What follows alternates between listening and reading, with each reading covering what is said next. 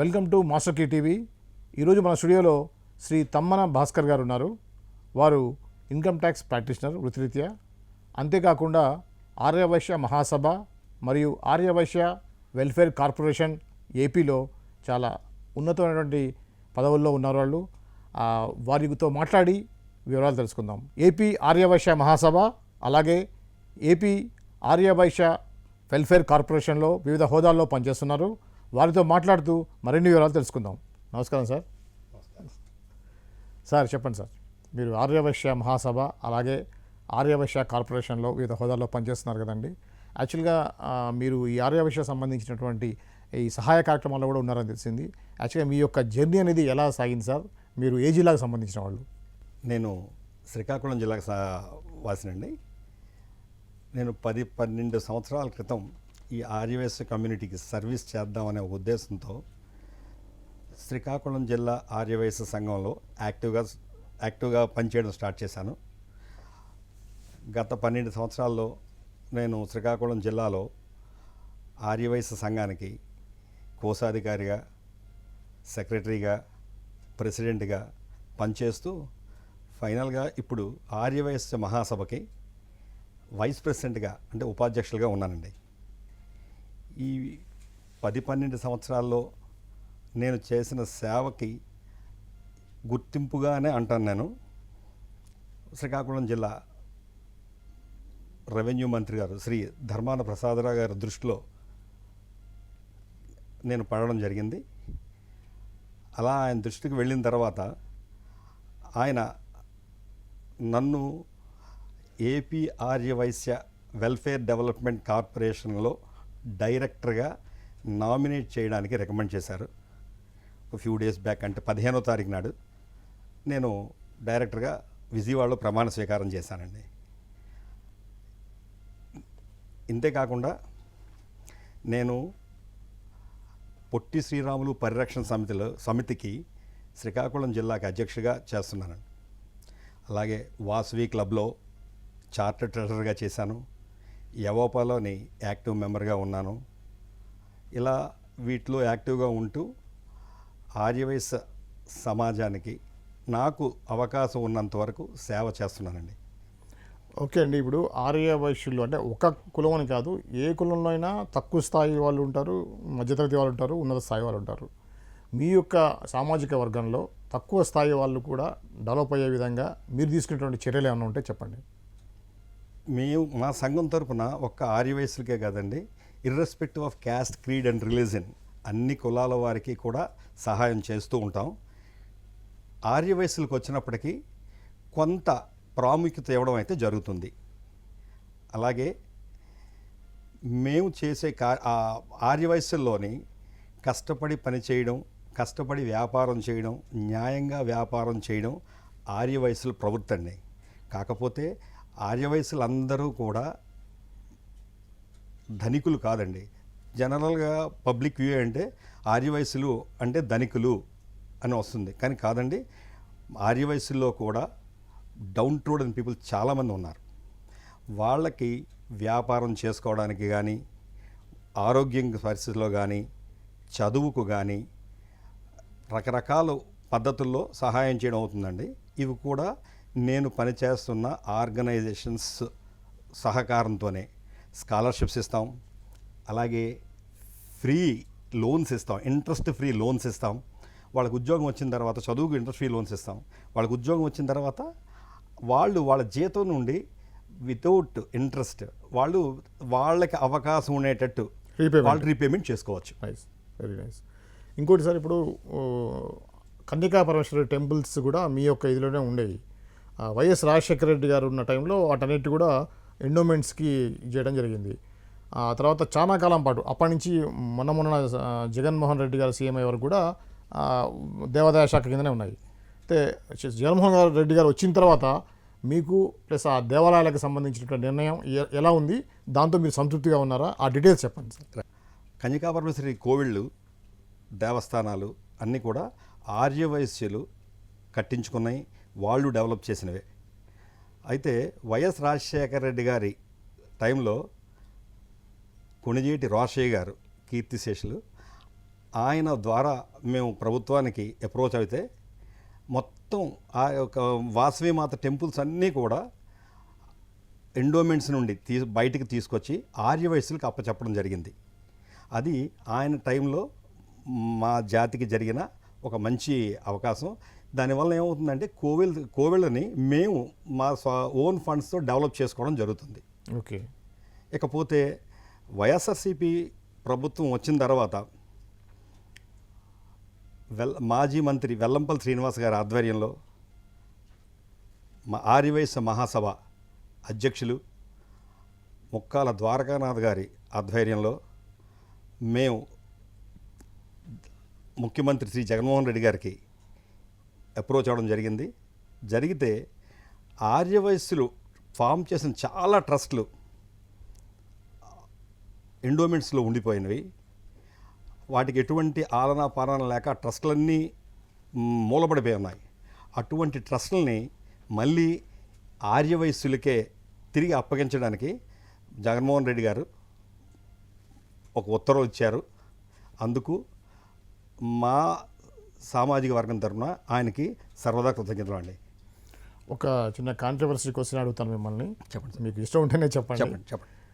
జగన్మోహన్ రెడ్డి గారు సీఎం అయిన తర్వాత హిందువుల మీద, హిందూ దేవాలయాల మీద దాడులు జరిగాయి, ఎక్కువ మొత్తంలో జరిగాయి. ఎటువంటి కేసులు కూడా వాటి మీద పెట్టలేదు, సరైనటువంటి ఇది చేయలేదని బీజేపీ కానీ హిందూ మతానికి సంబంధించిన వాళ్ళు కానీ చెప్పేటువంటి మాటలు. దీని మీద మీ కామెంట్ ఏంటి? అక్కడ అసలు ఏం జరిగింది అన్నది మనం ఎవరూ చూడలేదండి.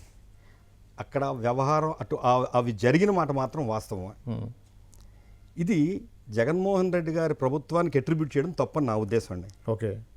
ఎందుకంటే రథం కాల్ చేసిన ఇష్యూని సిబిఐకి వెంటనే ఏపీ గవర్నమెంట్ వచ్చేసింది. అది జరిగి సుమారు 3 సంవత్సరాలు అయి ఉంటుందేమో. అది ఇప్పుడు ఏమైందండి ఆ కేసు?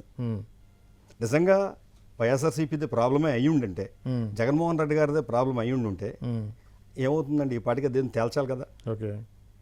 ఎవరో అల్లరికి చేయడానికి, జగన్మోహన్ రెడ్డి గారి ప్రభుత్వాన్ని ఇబ్బంది పెట్టడానికి ఇవి చేసినవే తప్ప అవి నిజంగా జరిగినవైతే కావు. ఆ ప్రభుత్వం చేయించినవి కాదు. ఓకే. తర్వాత ప్రభుత్వంకి ఓట్లు కావాలండి. జగన్మోహన్ రెడ్డి గారికి ఓట్లు కావాలి. ఓట్లు కావాల్సిన వాళ్ళు హిందువులను దగ్గర చేసుకుంటారా, దూరం చేసుకుంటారా? దగ్గర చేసుకుంటారు. సో ఆయన ఎందుకు చేయిస్తారు ఇవి? ఓకే. అది ఓకే. ఇంకేంటి సార్, ఇప్పుడు మీరు ఈ యొక్క ఆర్యవైశ్య సంబంధించి సేవా కార్యక్రమాలు కాకుండా వివిధ ప్రకృతి వైపరీత్యాలు జరిగినప్పుడు కూడా సర్వీస్ చేశారనేది నా యొక్క సర్వేలో నేను తెలుసుకున్నాను. సో అవి ఎలా చేశారు, ఎలా చేయగలిగారు, మీరు చేసినటువంటి కార్యక్రమాలు ఏంటో కొద్దిగా మా ఆడియన్స్ చెప్పండి. తిత్లీ తుఫాన్ వచ్చినప్పుడు గవర్నమెంట్ కూడా రీచ్ అవ్వని కొన్ని రిమోట్ విలేజెస్కి మేము వెళ్ళి ఫుడ్ ఇచ్చాం, గ్రోసరీస్ ఇచ్చాం, క్లాత్ ఇచ్చాం. ఈవెన్ కొన్ని ఏరియాకి వాటర్ లేకపోతే వాటర్ బాటిల్స్ కూడా తీసుకెచ్చాం. 20 లీటర్ వాటర్ బాటిల్స్ కూడా తీసుకెళ్ళిచ్చాం.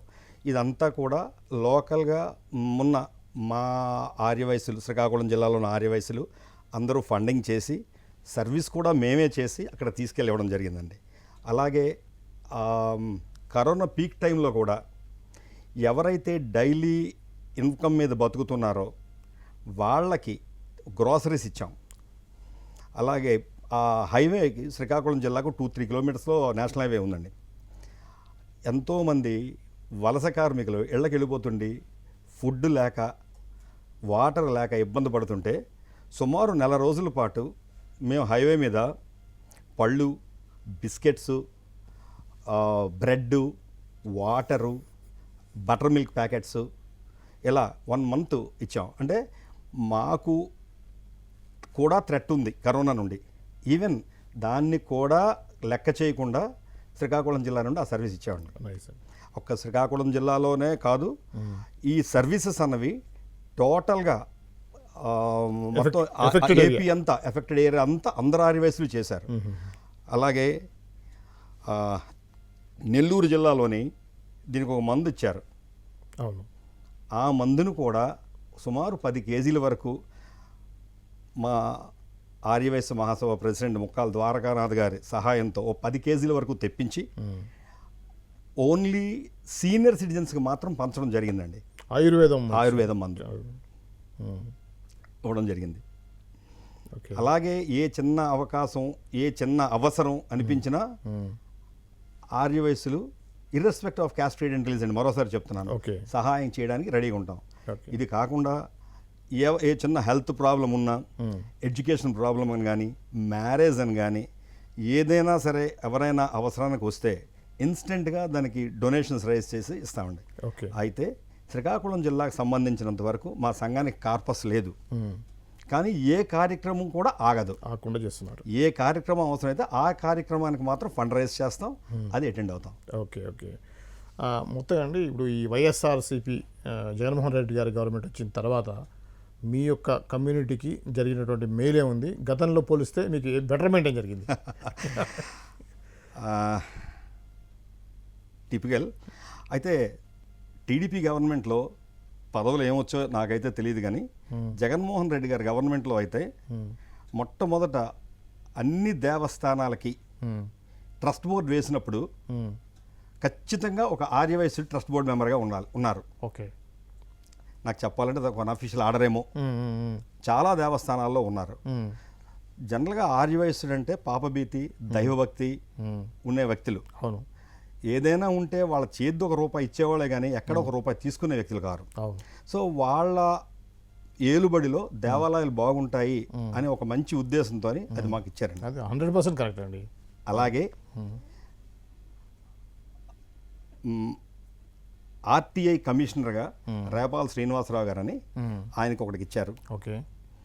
అలాగే నుడా చైర్మన్గా ముక్కాల ద్వారకానాథ్ గారికి ఇచ్చారు. ఓకే.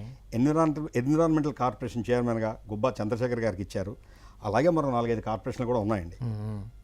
తగిన ప్రాముఖ్యత అనేది ఉంది. ఓకే. ఓకే. అంటే పదవి పరంగా వాళ్ళు మాకు మంచి అవకాశాన్ని ఇచ్చారు, గుర్తించారని మేము అనుకుంటున్నాం. ఓకే. ఓకే. అది ఇవన్నీ చెప్తున్నాను కాబట్టి నన్ను వైఎస్ఆర్సీపీ కార్యకర్తను అయితే కాదండి. ఓకే. అంటే కామన్గా కార్పొరేషన్ చైర్మన్లు డైరెక్టర్లుగా చేశారంటే మోస్ట్ ప్రాబర్లీ వాళ్ళకే ఇస్తారు అని అంటారు. వాళ్ళ ఫాలోవర్స్కే ఇస్తారు, కానీ టీడీపీలో కూడా ఇన్ని పదవులు ఎక్కడ వచ్చినట్టు నేనైతే చూడలేదండి. ఓకే. ఓకే. అక్కడ కూడా ఒకటే అరా ఇస్తే ఇచ్చుండొచ్చు, బట్ ఇన్ని పదవులు అయితే మాత్రం ఇవ్వలేదు. ఓకే. కరెక్టే సార్. ఇప్పుడు దాదాపుగా ఇంకొక 50 డేస్లో గవర్నమెంట్ అంటే ఎలక్షన్స్ రాబోతున్న టైంలో ఇవ్వటం మీద జనాలు భిన్నాభిప్రాయాలు ఉంటాయి కదా. 100% రైట్ అండి. అయితే ఇక్కడ ఏం జరిగిందో అయితే తెలియదు, మొత్తం 53 కార్పొరేషన్లోని అన్ని కార్పొరేషన్లకి డైరెక్టర్లని అప్పుడే అపాయింట్ చేయడం జరిగింది. ఓకే. ఒక్క ఆర్యవైశ్య కార్పొరేషన్ డైరెక్టర్స్ని మాత్రమే కొంచెం లేట్గా ఇవ్వడం జరిగింది. Better late than never. Okay. అసలు జరగని దానికన్నా జరిగింది కదా. బెస్ట్ కదా. ఏముంది, గవర్నమెంట్ మళ్ళీ వస్తే మళ్ళీ ఫండ్స్ ఇస్తారు. ఫండ్స్ ఇస్తే ఎక్స్పెక్ట్ చేస్తున్నాం, ఇస్తే మా ఆర్యవైశ్యంలో ఎవరైతే చిన్న చిరు వ్యాపారులు ఉన్నారో వాళ్ళకి subsidised loans, interest free loans, లేకపోతే లో కాస్ట్ ఇంట్రెస్ట్ లోన్స్ ఇవ్వాలన్నది మా ఆశయం, కార్పొరేషన్ ఆశయం. ఆర్యవైశ్యులు ఎవరు ఉచితంగా తీసుకోవడానికి నచ్చరండి చాలా వరకు. వాళ్ళని బతకడానికి వాళ్ళకి ఒక వ్యాపారాన్ని ఇవ్వడానికి మాత్రమే వాళ్ళు ఎక్స్పెక్ట్ చేస్తారు. అది కానీ జరిగితే వాళ్ళు కూడా 10 మందికి చేయూత తెచ్చే మనుషులు, అది వాళ్ళ జీన్స్లో ఉంటుందండి. Okay sir. అలాగే మీ యొక్క కుటుంబ నేపథ్యం గురించి, మీ నాన్నగారి పేరు మీద ఒక ట్రస్ట్ ఉందని, ఆ ట్రస్ట్ పేరు మీద మీరు కొన్ని కార్యక్రమాలు చేస్తుంటారని కూడా నా దృష్టికి వచ్చింది సార్. దాని గురించి చెప్పండి సార్. మా నాన్నగారు టీవీ నరసింహమూర్తి గారు, ఆయన చార్టర్డ్ అకౌంటెంట్. 1966లో ఆయన క్వాలిఫై ఆఫీస్ పెట్టారు. ఓకే. మా అమ్మగారు మీనాక్షమ్మ గారు.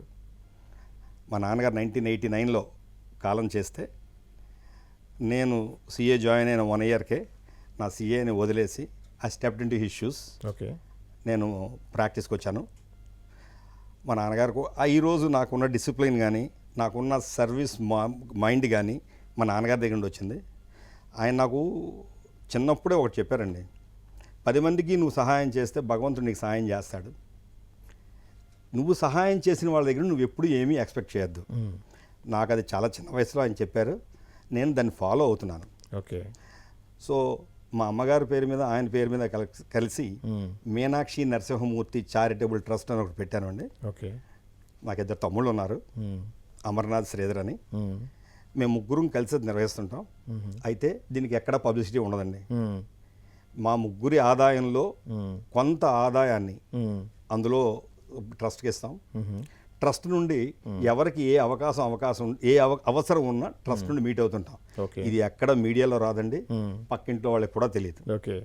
ఇచ్చిన మాకు తెలుసు, పుచ్చుకున్న వాళ్ళకి తెలుసు. గుప్తదానాలు. పుచ్చుకున్న వాళ్ళకి కూడా మేము అదే చెప్తాం, దయచేసి మా దగ్గర నుండి మీరు ఇది పుచ్చుకున్నామని ఎవరికి చెప్పొద్దు అనే చెప్తాం.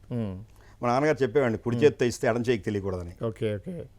అలాగే మా నాన్నగారు ఉన్నప్పుడు ఆయన గ్రాస్ రసీట్స్లో 2% ఇటువంటి సర్వీస్ యాక్టివిటీస్ తీసుకున్నవారు. ఓకే. నేను వచ్చిన తర్వాత దాన్ని అంచెలంచెలుగా 5%కి పెంచానండి. ఓకే. సో నా గ్రాస్ రసీట్స్లో 5% నేను ఇటువంటిది సర్వీస్ యాక్టివిటీస్ ఉపయోగిస్తుంటాను. ఓకే. ఓకే. నైస్ అండి, వెరీ నైస్. ఇంకేమన్నా మీ గురించి చెప్పాల్సినవి? థ్యాంక్ యూ అండి. ఓకే. ఓకే. ఇది అండి శ్రీ తమ్మన భాస్కర్ గారితో మా డిస్కషన్. మరో ఎపిసోడ్తో మళ్ళీ కలుద్దాం. అంతవరకు చూస్తూనే ఉండండి మాస్టర్ కీ టీవీ.